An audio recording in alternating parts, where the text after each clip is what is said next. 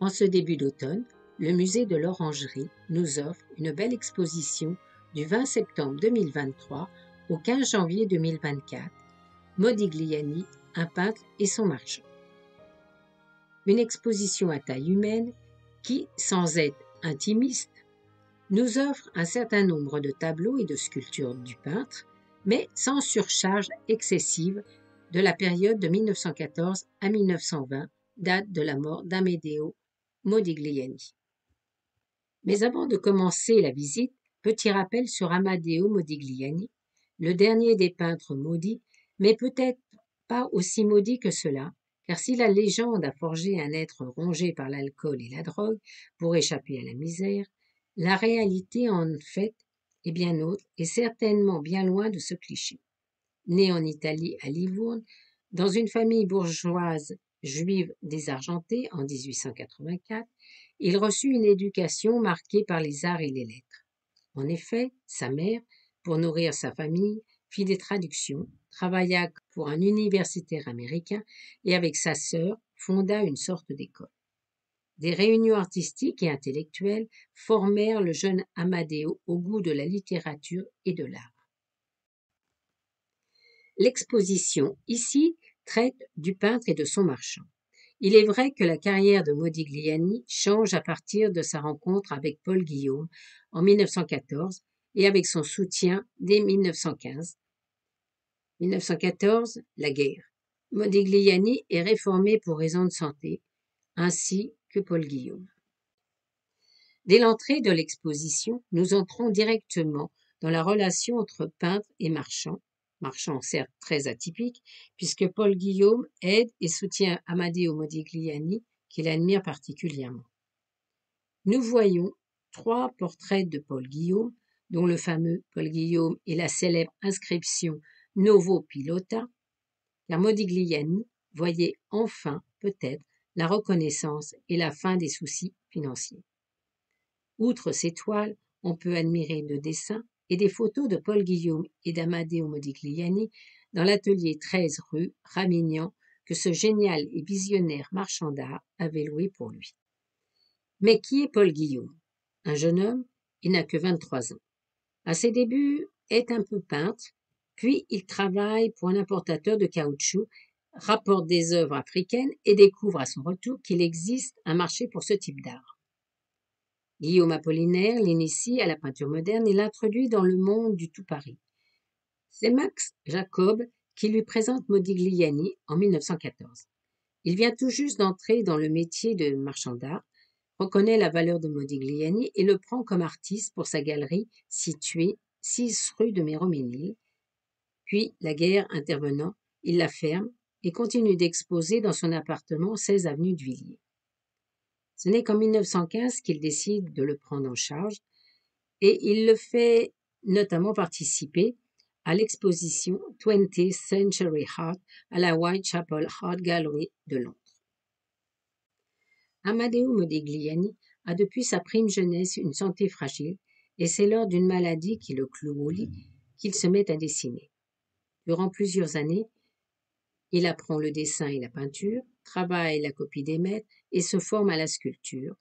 Puis, il arrive à Paris en 1906 avec un solide bagage tant comme peintre que comme sculpteur. Paris est alors un creuset bouillonnant artistique avec l'école de Paris. Il y rencontre tous les artistes qui révolutionnent l'art, Picasso, Derain, Chagall, Pasquin, Kissling, Soutine, etc. Il découvre le fauvisme et est influencé par Brancusi, avec qui il lie une amitié et travaille la sculpture de 1909 jusqu'à la déclaration de la guerre en 1914 à la cité Falguière. C'est à ce moment qu'il arrête sa production pour se consacrer uniquement au dessin et à la peinture. Mais continuons notre visite et dans la deuxième partie, on voit l'influence du cubisme et de l'art africain ou océanique mêlée à toutes les connaissances fondamentales du dessin et de la peinture que Modigliani va interpréter pour créer un art tout à fait personnel. 3 sculptures de visages de femmes offertes à nos regards, faites dans différents matériaux, marbre de Carrare, calcaire, pierre, des visages longs ou ronds, aux formes sobres, aux grands yeux ouverts sur le vide, Des œuvres qu'on peut admirer et comparer avec les sculptures africaines présentées ici.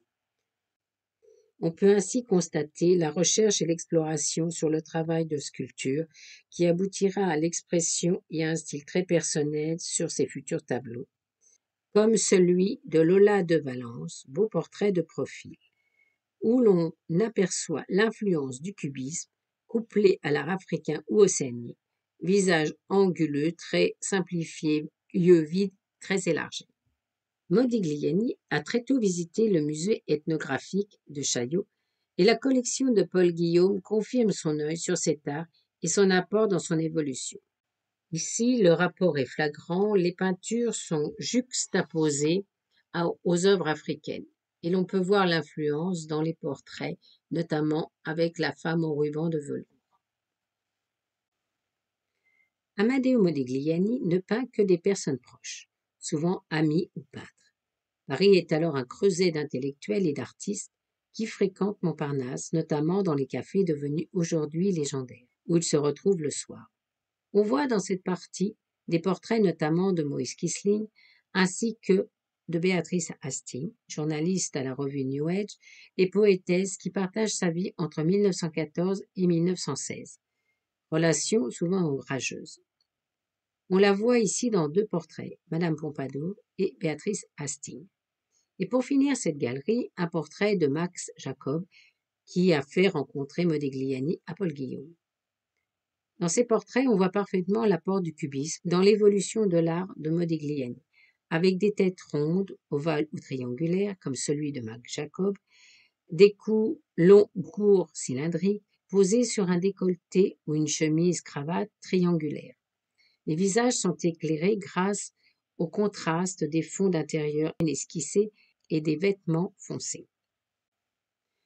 Une curiosité dans cette exposition, ce sont les photos et les textes de Paul Guillaume, qui pour promouvoir ses artistes crée une revue, Les Arts de Paris, dont on voit ici quelques exemplaires, prenant un texte et des photos de nus, ainsi qu'une comparaison entre les nus du trio et de Modigliani. On est également surpris par des poèmes inédits de Modigliani. Quant aux photos, on peut voir un Amédéo souriant et heureux. Car enfin ses peintures commencent à se vendre, il est soutenu par un marchand qui s'occupe de lui et vit dans une communauté d'artistes pleine de génie et de bouillonnantes idées novatrices. Ce qui surprend entre autres à travers tous ces portraits, c'est le traitement des yeux, toujours voués au vide, mais parfois aux couleurs changeantes. Parfois même, le visage semble avoir un œil clair et l'autre foncé, voire parfois un œil semble crevé, ce qui nous laisse interrogatifs. Mais la santé de Modigliani, déjà fragilisée depuis l'enfance par la tuberculose, qui le ronge peu à peu et qui empire au fil des ans et des difficultés, aussi au début de 1918, alors que Paris va être bombardé, Léopold Zborowski, second marchand de Modigliani de 1917 à 1920, emmène Modigliani ainsi que d'autres artistes à Cagnes-sur-Mer pour un long séjour. Le séjour dans le Midi fut pour Amadeo Modigliani une nouvelle source d'inspiration. Un climat plus chaud et moins humide, la douceur de vivre, sans soucis matériels, et la vie avec les amis, Fujita, Survedge, Ousterlin, Sandrard, Paul Guillaume, ainsi que sa compagne Jeanne et Buterne, enceinte de lui. La palette s'éclaircit et se fluidifie. Les portraits sont plus clairs et il travaille à des compositions plus larges sur des toiles plus grandes. Ce séjour apporte au visage une douceur et une luminosité claire, voire presque transparente. Dans ce moment de grâce, les modèles changent, avec des enfants, des adolescents, des anonymes, qui sans doute l'ont entouré durant ce séjour dans le sud de la France et qui l'ont inspiré. On peut admirer plusieurs toiles avec des compositions plus fournies, des fonds unifiés avec des teintes plus claires évoquant une grande sérénité.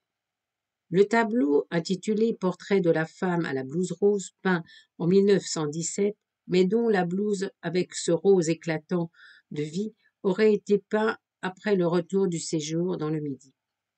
Pour la petite histoire, la très belle toile Jeune fille au corsage rayé, peinte en 1917, a été vendue par Paul Guillaume au très riche amateur d'art Albert Barnes, le célèbre collectionneur américain. Celui-ci, dans les années 20, revendit la toile à un prix bien plus élevé que celui de l'achat, profitant peut-être de la mort de Modigliani et de sa légende. L'exposition nous offre un seul nu datant de 1917-18 au titre Nu couché. Amadeo Modigliani a fait plusieurs nus, même si ce n'est pas la plus grande production de son œuvre. Seuls 2 sont passés par les mains de Paul Guillaume, dont celui-ci. Les autres, sans doute, furent exposés et vendus par Léopold Zborowski. Dans ce nu, la beauté de la peau, sa sensualité, le délicat pli du ventre avec ses couleurs tendres sont mis en valeur par un fond de coussin de couleur plus sombre. Pour la petite histoire, les nus de Modigliani ont fait scandale. Pour une raison majeure, en ce début de siècle, on ne montrait pas les poils pubiens. La première exposition personnelle de Modigliani à la galerie Bergwijn, rue Taitbout, avec des personnalités choisies pour le vernissage qui s'annonçaient bien, mais voilà qu'un passant s'arrête. Puis 2, puis 10. Enfin, on fait venir le commissaire.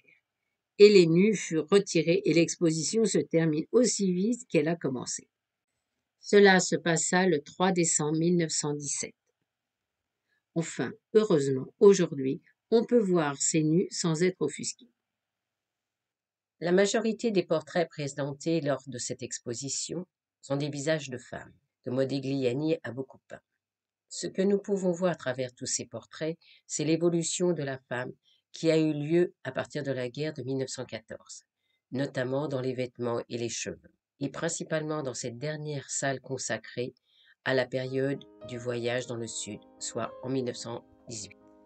Pour finir en beauté, la dernière partie de l'exposition offre une reconstitution des appartements de Paul Guillaume et des accrochages de toiles.